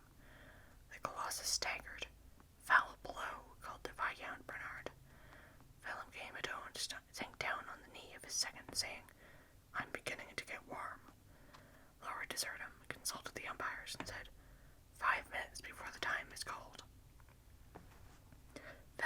Madone was becoming weaker. Kelter wiped the blood from his face and sweat from his body with a flannel, and placed the neck of a bottle to his mouth. They had come to the 11th round. Phelim, besides the scar on his forehead, had his breast disfigured by blows, his belly swollen, and the fore part of his head scarified. Helmscale was untouched. A kind of tumult arose amongst the gentlemen. Lord Bernard repeated, Foul blow. Beds void, said the Laird of Lemierbow. I claim my stake, replied Sir Thomas Culpepper, and the honourable member of the Borough of the St. Ives, Sir Bartholomew Residue, added, Give me back my 500 guineas and I will go. Stop the fight. Phelim arose, staggering like a drunken man, and said, Let us go on fighting on one condition, that I also shall have the right to give one foul blow. They cried, Agreed, from all parts of the ring. Helmscale shrugged his shoulders. 5 minutes elapsed, and they set to again. The fighting, which was agony to Phelim, was played to Helmscale. Such are the triumphs of science. The little man found means of putting the big one into chancery. That is to say, Helmscale suddenly took under his left arm, which was bent like a steel crescent, the huge head of Madone, and held it there under his armpits, with the neck bent and twisted, while Helmscale right fist fell again and again like a hammer on a nail, only from below and striking upwards, thus smashing his opponent's face with ease. Phelim, released at length, lifted his head. He no longer had a face. That which had been a nose, eyes, and mouth now looked like a black sponge soaked in blood. He spat, and all the ground lay 4 of his teeth. Then he fell. Kilter received him on his knee. Helmscale was hardly touched. He had some insignificant bruises, and a scratch on his collarbone. No one was called now. They laid 16 1/4 to 1 on Helmscale. Harry Carlton cried out, It is all over with Phelim Madone. I will lay my peerage of Bella Aqua, my lord, my title of Lord Bellew against the Archbishop of Canterbury's old wig on Helmscale. Give me your muzzle, said Kilter to Phelim Madone, and stuffing the bloody flannel into the bottle, he washed him all over with gin. The mouth reappeared, and he opened one eyelid. His temples seemed fractured. 1 round more, my friend, said Kilter. He added, for the honour of the low town. The Welsh and the Irish understood each other. Still Phelim made no sign of having any power of understanding left. Phelim arose, supported by Kilter. It was the 25th round. From the way which this Cyclops, for he had but one eye, placed himself in position, it was evident that it was the last round, for no one doubted his defeat. He placed his card below his chin, with the awkwardness of a failing man. Helmscale, with his skin hardly sweating, cried out, I'll back myself, 1,000 to 1. Helmscale, raising his arm, struck out, and what was strange, both fell. A ghastly chuckle was heard. It was Phelim G. Madone's expression of delight while receiving the terrible blow given to him by Helmscale on the skull. He had given him a foul blow on the navel. Helmscale, lying on his back, rattled in his throat. The spectators looked at him as he laid on the ground and said, "Paid back." They all clapped their hands, even those who had lost. Phelim G. Madone had given foul blow for foul blow, and had only asserted his right. They carried Helmscale off on Handborough. Their opinion was that he would not recover. Lord Robarts exclaimed, "I win 1,200 guineas." Phelim G. Madone was evidently maimed for life. As she left, Josiana took the arm of Lord David, an act which was tolerated amongst people engaged. She said to him, "It is very fine, but what? I thought it would have driven away my spleen. It is not." Lord David stopped, looked at Josiana, shut his mouth, and inflated his cheeks, whilst he nodded his head, which signified attention, and said to the Duchess, "For spleen there is but one remedy." "What is it?" "Gwynplaine." The Duchess asked, "And who is Gwynplaine?" Book the Second. Gwynplaine and Dia, Chapter 1, wherein we see the face of him of whom we have hitherto seen only the acts. Nature had been prodigal of her kindness to Gwynplaine. She had bestowed upon him a mouth opening to his ears folding over to his eyes, a shapeless nose to disport the spectacles of a grimace maker, and a face that no one could look upon without laughing. We have just said that nature had loaded Gwynplaine with her gifts. But was it nature? Had she not been assisted? 2 slits for eyes, is for a mouth, a snub, protuberance with true holes for nostrils, a flattened face, all having for the result an appearance of laughter. It is certain that nature never produces such perfection single-handed. But is laughter a synonym of joy? If, in the presence of this mountebank, for he was none, the first impression of gaiety wore off, and the man were observed with attention, traces of art were to be recognized. Such a face could never have been created by chance. It must have resulted from attention. Such perfect completeness is not in nature. Man can do nothing but create beauty, but everything to produce ugliness. A Hottentot profile cannot be changed into a Roman outline, but out of a Grecian nose you may make a Kalmuck's. It only requires to obliterate the root of the nose and to flatten the nostrils. The dog Latin of the Middle Ages had a reason for its creation of the verb denasere. Had Gwynplaine, when a child, been so worthy of attention that his face had been subjected to transmutation? Why not? Needed there a greater motive than the speculation of his future exhibition? According to all appearance, industrious manipulators of children had worked upon his face. It seemed evident that a mysterious and probable occult science, which was to surgery what alchemy was to chemistry, had chiseled his flesh, evidently at a very tender age, and manufactured his countenance with premeditation. That science, clever with the knife, skilled in obtrusions and ligatures, had enlarged the mouth, cut away the lips, laid bare the gums, distended the ears, cut the cartilages, displaced the eyelids and the cheeks, enlarged the zygomatic muscle, pressed the scars and the cicatrices to a level, turned back the skin over the lesions while the face was thus stretched, from all which resulted that powerful and profound piece of sculpture, the mask, Gwynplaine. Man is not born thus, however it may have been. The manipulation of Gwynplaine had succeeded admirably. Gwynplaine was a gift of Providence to dispel the sadness of man. Of what providence? Is there a providence of demons as well as God? We put the question without answering it. Gwynplaine was a mountebank. He showed himself on the platform. No such effect had ever before been produced. Hypochondriacs were cured by the sight of him alone. He was avoided by folks in mourning, because they were so compelled to laugh when they saw him without regard to their decent gravity. One day the executioner came, and Gwynplaine made him laugh. Everyone who saw Gwynplaine held his sides. He spoke, and they rolled to the ground. He was removed from sadness, as is pole from pole, spleen at the one, Gwynplaine at the other. Thus he rose rapidly in the fairground, and at the crossroads to the very satisfactory renown of a horrible man. It was Gwynplaine's laugh which created the laughter of others, yet he did not laugh himself. His face laughed, his thoughts did not. The extraordinary face, which chance or special and weird industry had fashioned for him, laughed alone. Gwynplaine had nothing to do with it. The outside did not depend on the interior. The laugh which he had not placed himself on his brow, on his eyelids, on his mouth, he could not remove. It had been stamped forever on his face. It was automatic, and the more irresistible it seemed petrified. No one could escape from its rictus.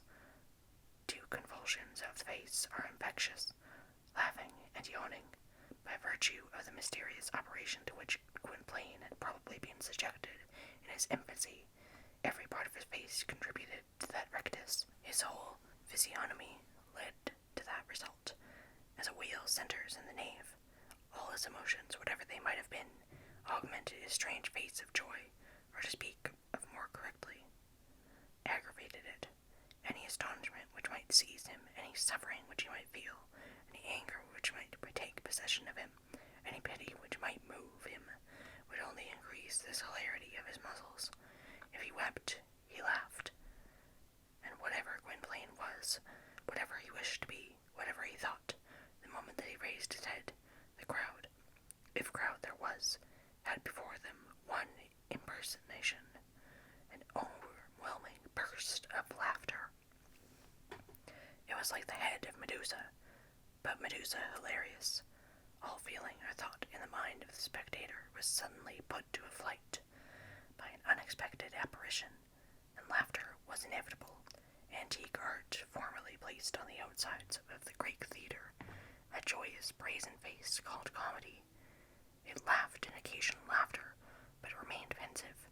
All parody which borders on folly, all irony which borders on wisdom, were condensed and amalgamated in that face.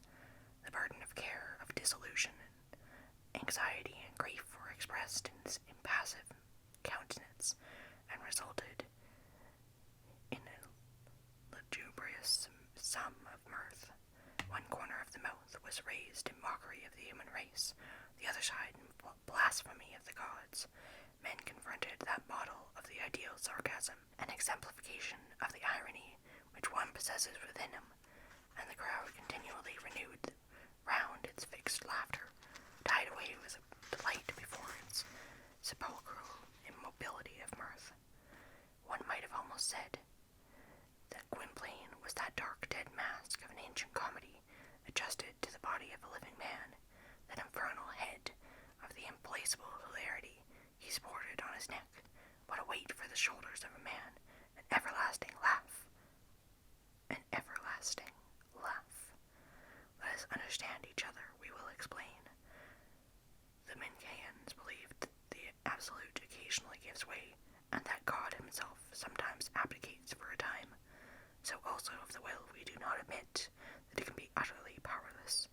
The whole existence resembles a letter modified in the postscript. For Gwynplaine, the postscript was this: by the force of his will, and by concentrating all his attention, and on condition that no emotion could come to distract and turn away the fixedness of his effort, he could manage to suspend the everlasting rictus of his face, and to throw it over in a kind of tragic veil, and then the spectator laughed no longer. He shuddered. This exertion Gwynplaine scarcely ever made. It was a terrible effort, and an insupportable tension. Moreover, it happened that on the slightest distraction, or the slightest emotion, the laugh, driven back for the moment, returned like a tide with an impulse which was irresistible in proportion to the face of the adverse emotion. With this exception, Gwynplaine's laugh was everlasting. On seeing Gwynplaine, all laughed. When they had laughed, they turned away their heads. Women especially shrank from him with horror. The man was frightful. The joyous compulsion of laughter was a tribute paid. They submitted to it gladly, but almost mechanically. Besides, when once the novelty of laughter had passed over, Gwynplaine was intolerable for women to see, and impossible to contemplate. But he was tall, well-made, and agile, and in no way deformed excepting in his pace. This led to the presumption that Gwynplaine was rather a creation of art rather than a work of nature. Gwynplaine, beautiful in vigor, had probably been beautiful in pace. At his birth he had no doubt resembled other infants. They had left the body intact and retouched only the face. Gwynplaine had been made to order at least. That was probable. They had left him his teeth. Teeth are necessary for a laugh. The devil's head retains them. The operations performed on him must have been frightful. He had had no remembrance of it. Was no proof that it had not taken place.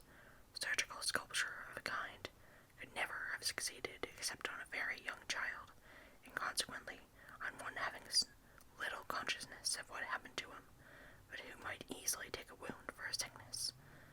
Besides, we must remember that in those times we had means of putting patients to sleep and of suppressing all suffering. Only then it was called magic, while now it is called anesthesia. Besides this face, those who had brought him up had given him the resources of a gymnast and an athlete. His articulations, usefully displaced and fashioned to bending the wrong way, had received the education of a clown, and could, like the hinges of a door, move backwards and forwards, in appropriating him to the profession of mountebank. Nothing had been neglected. His hair had been dyed with ochre once for all, a secret which has been rediscovered at the present day. Pretty women use it, and that which was formerly considered ugly is now considered an embellishment. Gwynplaine had yellow hair, his hair having probably been dyed with some corrosive preparation, and had left it woolly and rough to the touch. Its yellow bristles, rather a mane than a head of hair, covered and concealed a lofty brow, evidently made to contain thought. The operation, whatever it had been, had deprived his features of harmony, and put all their flesh into disorder, had no effect on the bony structure of his head. The facial angle was powerful and surprisingly grand. Behind his laugh there was a soul dreaming, as all our souls dream. However, his laugh was to Gwynplaine quite a talent. He could do nothing with it, so he turned it to account.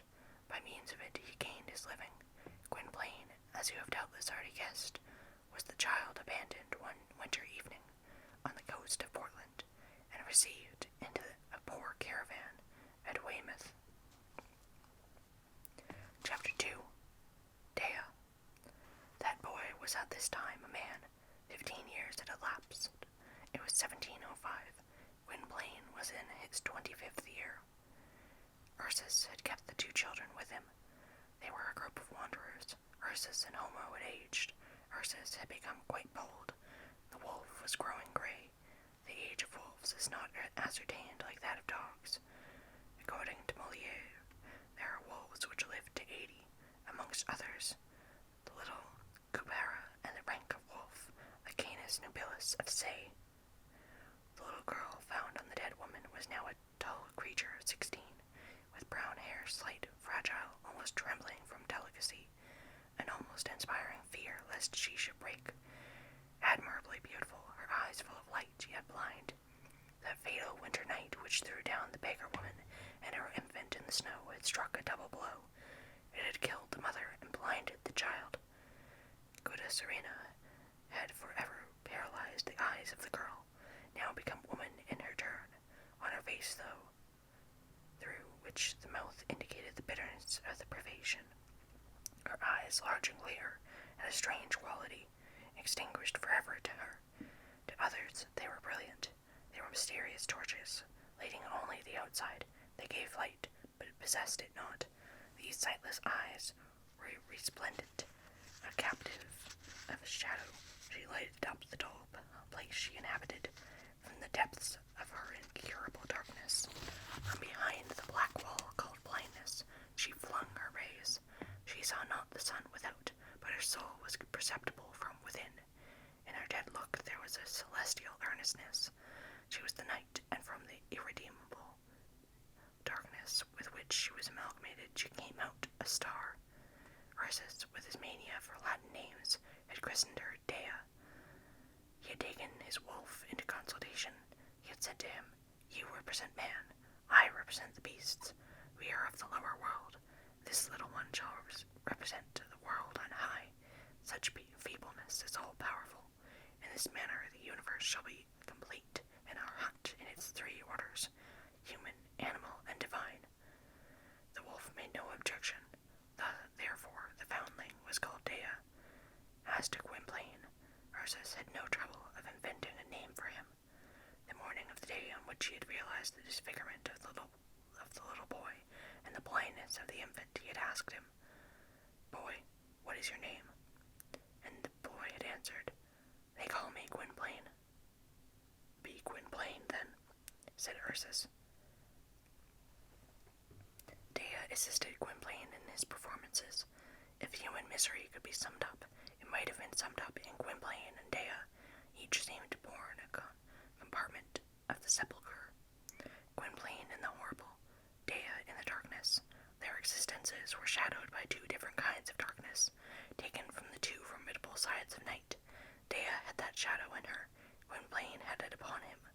There was a phantom in Dea, a spectre in Gwynplaine. Dea was sunk in the mournful, Gwynplaine in something worse. There was for Gwynplaine, who could see, a heart-rending possibility that existed not for Dea, who was blind. He could compare himself with other men. Now in a situation such as that of Gwynplaine, admitting that he should seek to examine it, to compare himself with others, was to understand himself no more. To have, like Dea, empty sight, from which the world is absent, is a supreme distress, yet less to be than an enigma to oneself, to feel that something is wanting here as well, and that something oneself, to see in the universe and not see oneself. Dea had a veil over her. The night, Gwynplaine a mask, his face, the inexpressible fact, it was by his own flesh that Gwynplaine was masked. What his visage had been, he knew not. His face had vanished.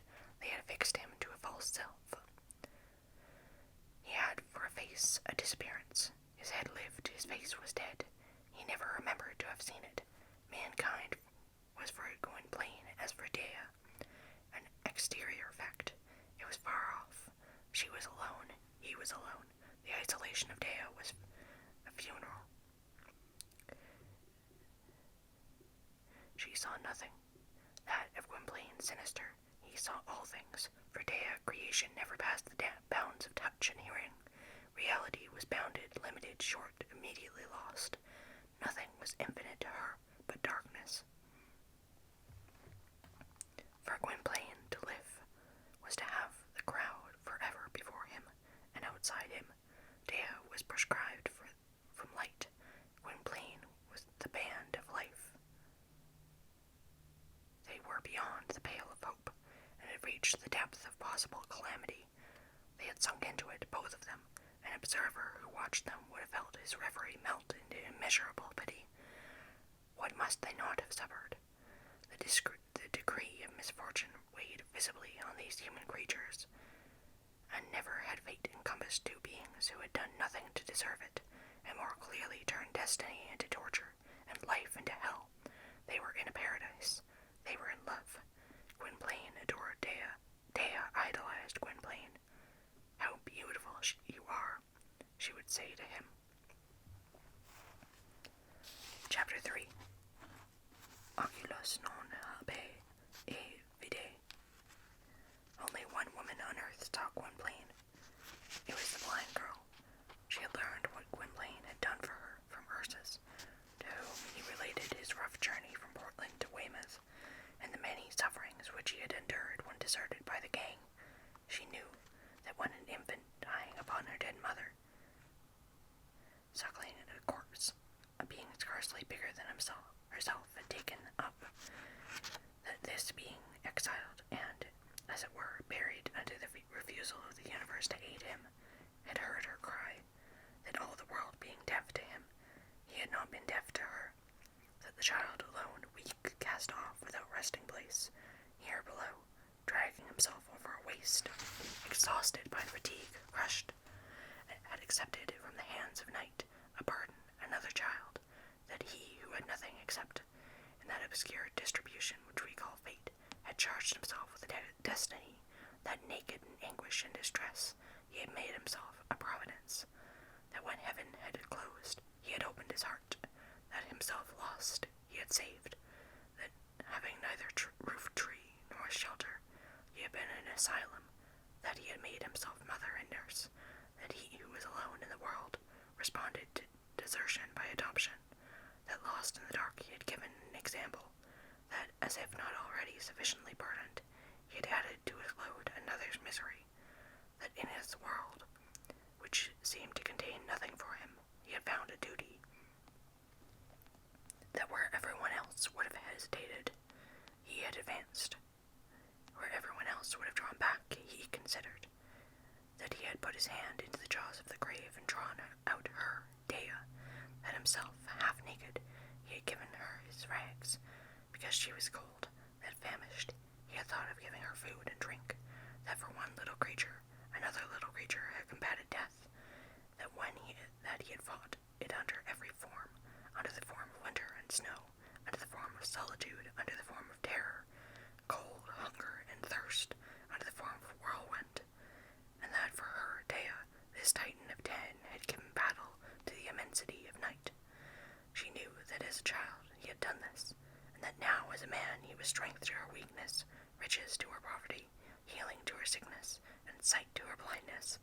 Through every mist of the unknown by which she felt herself encompassed, she distinguished clearly his devotion, his abnegation, his courage, heroism in immaterial regions, as an outline.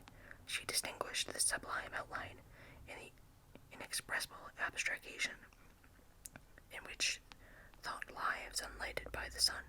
Dea perceived this mysterious lineament of virtue in the surrounding dark things, but in motion. It was only an impression made on her by reality, and the uneasy stagnation of a creature, always passive, yet always on the watch for possible evil, and the sensation of being ever defenseless, which is life of the blind. She felt Gwynplaine above her, Gwynplaine never cold, never absent, never obscured, Gwynplaine sympathetic, helpful, and sweet-tempered. Dea quivered with certainty and gratitude. Her anxiety changed into ecstasy, and with her shadowy eyes she contemplated on the zenith from the depth of her abyss the light of his goodness, and the ideal kindness is the sun, and Gwynplaine dazzled Dea. To the crowd which has too many heads to have thought and too many eyes to have sight, to the crowd who, superficial themselves, judge only of the surface, Gwynplaine was a clown, a merry andrew, a mountebank, a creature grotesque, and a little more and a little less than a beast. The crowd knew only the face. For Dea, Gwynplaine was the savior who had gathered her into his arms, and the tomb and borne her out of it. The consoler who made her life tolerable, the liberator, whose hand, holding her own, guided her through the labyrinth called blindness. Gwynplaine was her brother, friend, guide, support, and personification of heavenly power, the husband winged and resplendent. Where the multitude saw the monster, Dea recognized the angel. It was that Dea, blind, perceived his soul. Chapter 4. Well-matched lovers. Ursus, being a philosopher, understood. He approved of the fascination of Dea. He said the blind see the invisible. He said conscience is vision.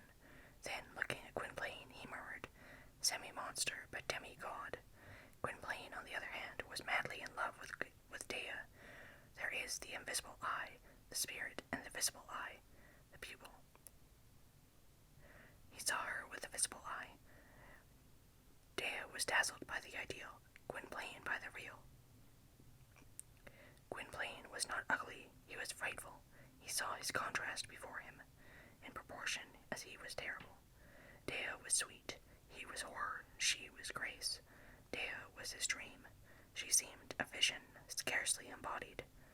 There was in her whole person, in her Grecian form, in her fine, supple figure, swaying like a reed, in her shoulders, on which might have been her invisible wings, in the modest curves which indicated her sex, to the soul rather than to the senses, in her fairness which mounted almost to transparency, in the august and the reserved serenity of her look, divinely shut out from the earth, in the sacred innocence of her smile. She was almost an angel, yet just a woman. Gwynplaine, we have said, compared himself, and compared Dea. His existence, such as it was the result of a double and unheard-of choice. It was the point of intersection of two rays, one from below and one from above, a black and white ray, to the same crumb, perhaps pecked at once by the beaks of evil and good. One gave the bite and the other a kiss. Gwynplaine was this crumb, an atom wounded and caressed. Gwynplaine was the product of fatality combined with the providence. Misfortune had placed its finger on him, happiness as well.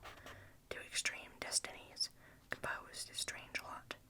He had on him an anathema and a benediction. He was the elect cursed. Who was he? He knew not. When he looked at himself, he saw one he knew.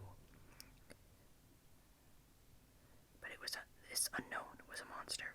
Gwynplaine lived as if it were beheaded, with a face that did not belong to him. This face was frightful, so frightful that it was absurd. It caused as much fear as laughter. It was a hell-concocted absurdity. It was the shipwreck of a human face into the mask of an animal. Never had been seen so total an eclipse of humanity in a human face. Never apparition so frightful. Grinned in a nightmare. Never had everything repulsive to woman been more hideously amalgamated in a man. The unfortunate heart masked and illuminated by the face seemed forever condemned to solitude under it, as under a tombstone. Yet no, where unknown the malice had done its worst, invisible goodness had lent its aid, and the poor fallen one, suddenly raised up by the side of the repulsive, it had placed the attractive on the barren shoal. It had set the lodestone. It had caused his soul to fly with swift wings towards the deserted one. It had sent the dove to console the creature whom the thunderbolt had overwhelmed, and had made beauty adore deformity.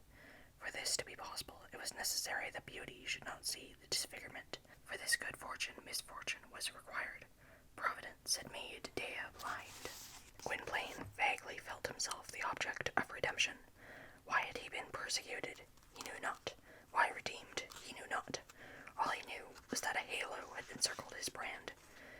When Gwynplaine had been old enough to understand, Ursus had read and explained to him the text of Dr. Conquest de Insidis, and in another folio, Hugo Plagon, the passage, Neves habens multilias. But Ursus had prudently abstained from the hypothesis that had been reserved in his opinion of what might mean. Suppositions were possible. The probability of violence inflicted on Gwynplaine when an infant was hinted at, but for Gwynplaine the result was the only evidence. His destiny was to live under a stigma. Why this stigma? There was no answer. Silence and solitude were all around Gwynplaine. All was uncertain in the conjectures which could be fitted to the tragical reality, excepting the terrible fact. Nothing was certain. In this discouragement, Dea intervened, a sort of celestial interposition between him and despair. He perceived, melted and inspirited by the sweetness of the beautiful girl who had turned to him, that, horrible as he was, a beautiful wonder affected his monstrous visage. Having been fashioned to create dread, he was the object of a miraculous exception, that it was admired and adored in the ideal by the elect. And monster that he was, he felt himself in the contemplation of a star. Gwynplaine and Dea were united, and these two suffering hearts adored each other. One nest and two birds, that was their story. They had begun to feel a universal law, to please, to seek, and to find each other. Thus hatred had made a mistake. The persecutors of Gwynplaine, whoever they might have been, the deadly enigma from wherever it came, had missed their aim. They had intended to drive him to desperation. They had succeeded in driving him into enchantment. They had affianced before him and to a healing wound. They had predestined him for consolation by an infliction. The pincers of the executioner had softly changed in the delicately molded hand of a girl. Gwynplaine was horrible, artificially horrible, made horrible by the hand of man. They had hoped to exile him forever, first from his family, if his family existed, and then from humanity. When an infant, they had made him a ruin. Of this ruin, nature had repossessed herself, as she does all ruins. This solitude nature had consoled, as she consoles all solitudes. Nature comes to the succor of the deserted. Where all is lacking, she gives back her whole self. She flourishes and grows green amid ruins. She has ivy for the stones and the love for man. Profound generosity of the shadows. Chapter 5. The blue sky through the black cloud. Thus lived these unfortunate creatures together. Dea relying, Gwynplaine accepted. These orphans were all to each other. The feeble and the deformed, the widowed were betrothed. An inexpressible thanksgiving arose out of their distress. They were grateful, but to whom? To the obscure immensity. To be grateful in your own hearts, that suffices. Thanksgiving has wings and flies to its right destination. Your prayer knows its way better than you can. How many men have believed that when they prayed to Jupiter, they actually were praying to Jehovah? How many believers in amulets are listened to by the Almighty? How many atheists there are who know not, in the simple fact of being good and sad, they pray to God? Gwynplaine and Dea were grateful. Deformity is expulsion, blindness is precipice. The expelled one had been adopted. The precipice was habitable. Gwynplaine had seen a brilliant light descending on him, an arrangement of destiny which seemed to put in the perspective of a dream a white cloud of beauty having the form of a woman. A radiant cloud, a radiant vision, in which there was a heart, and the phantom almost a cloud, yet a woman, clasped him, and the apparition embraced him, and the heart desired him. Gwynplaine was no longer deformed. He was beloved. The rose demanded the caterpillar in marriage. Feeling that within the caterpillar there was a divine butterfly, Gwynplaine was the rejected was chosen. To have one's desire is everything. Gwynplaine had his, Dea had hers. The objection of the disfigured man was exalted and dilated into intoxication, into delight, into belief, and a hand was stretched out towards the melancholy hesitation of the blind girl to guide her in the darkness. It was the penetration of two misfortunes into the ideal which absorbed them. The rejected found a refuge in each other. Two blanks combining filled each other up. They held together by what they lacked. In that which one was poor, the other was rich. The misfortune of the one made the treasure of the other. Had Dea not been blind, would she have chosen Gwynplaine? Had Gwynplaine not been disfigured, would he have preferred Dea? She would probably have rejected the deformed as he would have passed by the infirm. What happiness for Dea that Gwynplaine was hideous. What good fortune for Gwynplaine that Dea was blind. Apart from their providential matching, they were impossible to each other. A mighty want of each other was at the bottom of their loves. Gwynplaine saved Dea, and Dea saved Gwynplaine. Apposition of misery produced adherence. It was the embrace of those swallowed by the abyss. None closer, none more hopeless, none more exquisite. Gwynplaine had a thought. What should I be without her? Dea had a thought. What should I be without him? The exile of each made a country for both. The two incurable fatalities, the stigmata of Gwynplaine and the blindness of Dea, joined them together in contentment. They sufficed each other. They imagined nothing beyond each other. To speak to one another was a delight. To approach was beatitude. By force of reciprocal intuition, they became united in the same reverie, and thought the same thoughts. In Gwynplaine's dread, Dea believed that she had heard the step of one deified. They tightened their mutual grasp in a sort of sidereal chiaroscuro. music and of luteless architecture of dreams. They belonged to each other. They knew themselves to be forever united in the same joy and the same ecstasy, and nothing could be stranger than this construction of an Eden by two of the damned. They were inexpressibly happy. In their hell they had created heaven. Such was thy power, O love. Dea heard Gwynplaine's laugh. Gwynplaine saw Dea's smile. Thus, ideal felicity was found. The perfect joy of life was realized. The mysterious problem of happiness was solved. And by whom? By two outcasts. For Gwynplaine, Dea was splendor. For Dea, Gwynplaine was presence. Presence is that profound mystery which renders the invisible world divine, and from which results that other mystery, confidence. In religions, this is the only thing which is irreducible, but this irreducible thing suffices. The great motive power is not seen, it is felt. Gwynplaine was the religion of Dea, sometimes lost in her sense of love towards him. She knelt like a beautiful priestess before a gnome in a pagoda, made happy by her adoration. Imagine yourself an abyss, and in its center an oasis of light, and in this oasis the two creatures shut out of life, dazzling each other. No purity could be compared by their loves. Dea was ignorant what a kiss might be, though perhaps she desired it, because blindness, especially in a woman, has its dreams, and though trembling at the approaches of the unknown, does not fear them all. As to Gwynplaine, his sensitive youth made it pensive. The more delirious he felt, the more timid he became. He might have dared anything with this companion of his early youth, but this creature as innocent of fault as of light, with this blind girl who saw but one thing, that she adored him. But he would have thought it a theft to take what she might have given, so he resigned himself with a melancholy satisfaction to love angelically, and the conviction of his deformity resolved itself to a proud purity. These happy creatures dwelt in that ideal. They were spouses in it at distances as opposite as the spheres. They exchanged in its firmament the deep effluvium which is the infinity attraction, and unearthed the sexes. Their kisses were the kisses of souls. They had always lived a common life. They knew themselves only in each other's society. The infancy of Dea had coincided with the youth of Gwynplaine. They had grown up side by side. For a long time they had slept in the same bed, for the hut was not a large bedchamber. They lay on the chest, Ursus on the floor. That was the arrangement. One fine day, while Dea was still very little, Gwynplaine felt himself grown up, and it was in the youth that shame arose. He said to Ursus, "I will also sleep on the floor," and at night he stretched himself with the old man on the bearskin. Then Dea wept.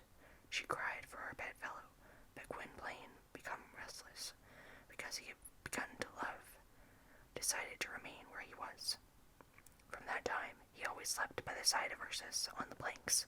In the summer, when the nights were fine, he slept outside with Homo. When 13, Dea had not yet become resigned to the arrangement. Often in the evening she said, "Gwynplaine, come close to me, that will put me to sleep." A man lying by her side was a necessity to her innocent slumbers. Nudity is to see one is naked. She ignored nudity. That was the ingenuousness of the Arcadia, or the Otahyte. Dea untaught made Gwynplaine wild. Sometimes it happened that Dea, when almost reaching youth, combed her long hair as she sat on her bed. Her chemise, unfastened and falling off, revealed indications of a feminine outline and a vague commencement of Eve, and would call Gwynplaine.